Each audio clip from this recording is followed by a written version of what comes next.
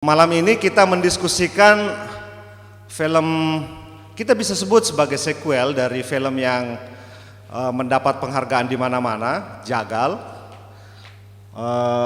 Tapi meskipun ini diskusi film, yang menarik bukan melulu filmnya saja, tapi juga temanya ya. Dan karena itu panitia mengundang dua orang yang punya track record panjang dalam hal advokasi dan perjuangan hak asasi manusia di Indonesia. Pembicara pertama kita ini, Saudara Boni Triana, itu dalam beberapa tahun lagi mungkin akan dikenal sebagai baron dari TV Historia Indonesia. Beliau sekarang sedang memimpin majalah Historia. Telaah-telaahnya dan tulisan-tulisan dia tentang sejarah, khususnya sejarah orang-orang kiri itu cukup banyak muncul dari tangan beliau. Kemudian pembicara kita yang satunya lagi sedang dalam perjalanan, mudah-mudahan gak diculik. Teman-teman, saya kira kita langsung saja ya dengan diskusi ini. Saya yakin kawan-kawan semua sudah, sebagian besar paling tidak sudah menonton film The Look of Silence ini, Senyap. Film yang sangat saya kira ya bisa kita diskusikan lah nanti. Silahkan Bung, Anda langsung.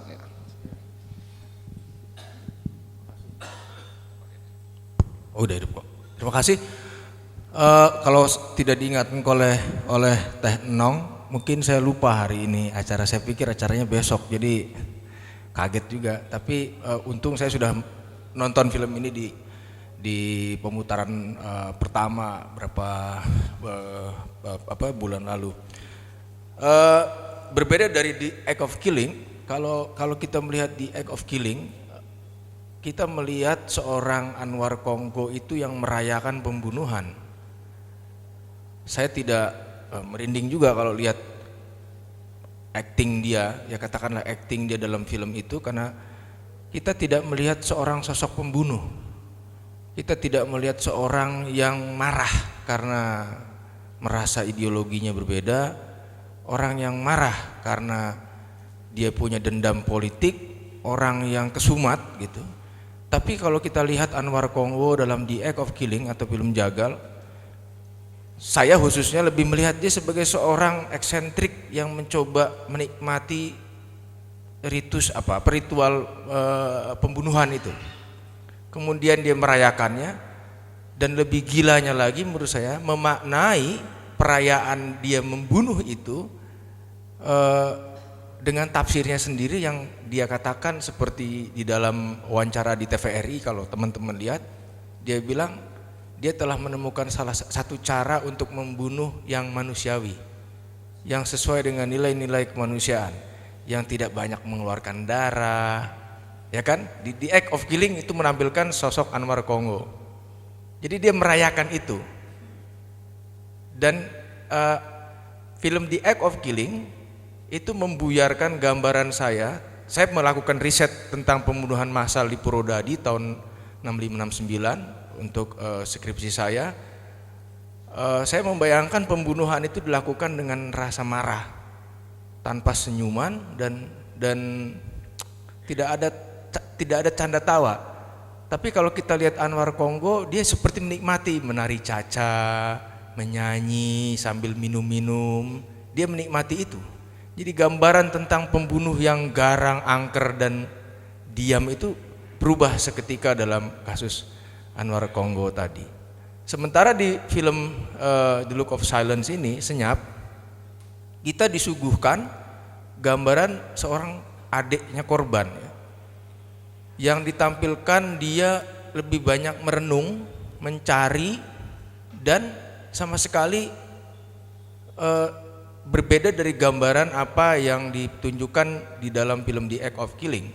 Jadi kalau di film The Act of Killing, kepala kita betul-betul dibuat porak-poranda gitu ya. Tapi kalau di film Senyap ini, kita pelan-pelan seperti disayat pelan-pelan untuk terus diseret ke dalam satu pemahaman dan satu upaya untuk membawa kita mengerti tentang apa yang terjadi pada saat itu. Dan apa yang terjadi di dalam film The Look of Silence ini sebetulnya satu fragmen kecil dari apa yang terjadi sepanjang tahun 1965 sampai dengan 1969. Kenapa saya bilang 1969? Karena tahun 69, 68 pun masih banyak pembunuhan. Bahkan pembunuhan massal itu disponsori oleh negara dalam bentuk operasi-operasi militer. Kita tahu ada operasi Blitar, Trisula, operasi militer yang saya riset sendiri, operasi Kikis 1 dan 2 di Purwodadi, korbannya juga banyak. Jadi negara jadi sponsor di sana. Kalau risetnya Hermawan Sulistyo mengatakan negara menjadi sponsor, tentara menjadi sponsor, sedangkan pelaksananya orang-orang dari organisasi-organisasi pemudaan yang afiliasinya kepada organisasi agama ya. Sementara di riset saya menemukan misalkan di Purwodadi itu dilakukan juga oleh tentara, artinya terlibat langsung. Yang kita lihat di Senyap itu juga dilakukan oleh kelompok pemuda. Kalau kita lihat kan, saya kemudian belakangan dengar kakaknya abangnya si Adi Rukun ini, siapa namanya? Ramli ini kan dia lekra, pokoknya punya asosiasi terhadap salah satu organisasi underbau dari PKI, dan dia menjadi legenda dalam tanda kutip karena dicoba dibunuh berkali-kali kan dia nggak mati-mati sampai kemudian pagi-pagi setelah dijemput lagi kemaluannya dipotong dan kemudian dia baru meninggal.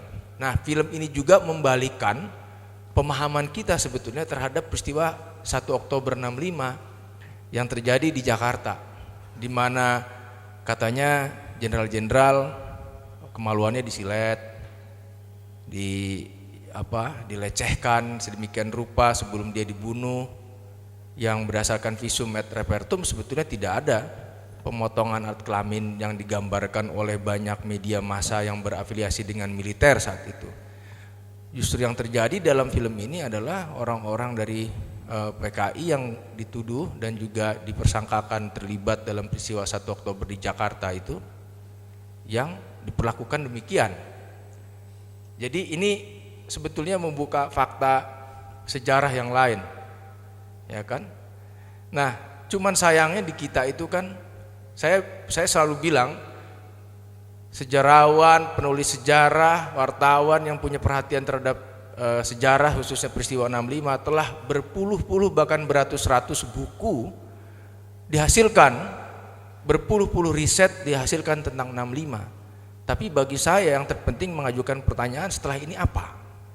Setelah film ini terjadi apa? Kita tahu oke, atau kita akan mendorong negara untuk mengakui dan mengambil tindakan yang bisa menjawab atau bahkan bisa mengatasi persoalan-persoalan yang terjadi di masa lalu. Dan kejadian seperti ini bukan hanya di Indonesia, sebetulnya banyak. Cuman kita selalu sulit untuk mengatasi beban masa lalu itu. Berbeda misalkan dengan di Jerman. Jerman juga keras. Jadi tahun 60-an ketika anak-anak muda yang dulu pada masa Perang Dunia Kedua itu masih kecil ya, mereka mulai bertanya keterlibatan ayah dan kakek mereka lah dalam Perang Dunia Kedua, khususnya Nazi yang kemudian masih ada di struktur pemerintahan. Mereka bertanya bagaimana. Jadi waktu itu konfliknya keras juga, sampai kemudian demonstrasi cukup keras, tapi mereka berani menghadapi itu sehingga lahir satu gerakan, satu gerakan yang diinisiasi oleh gerakan pemuda waktu itu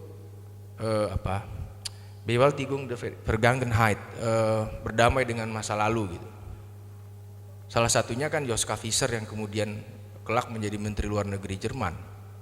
Di kita tidak terjadi itu.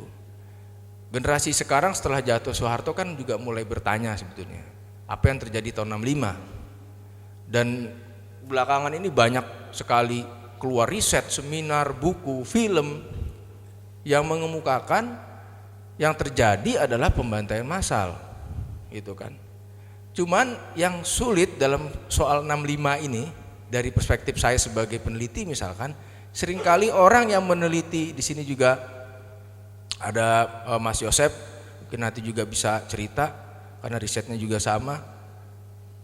Orang yang meneliti tentang komunisme sudah pasti dituduh PKI.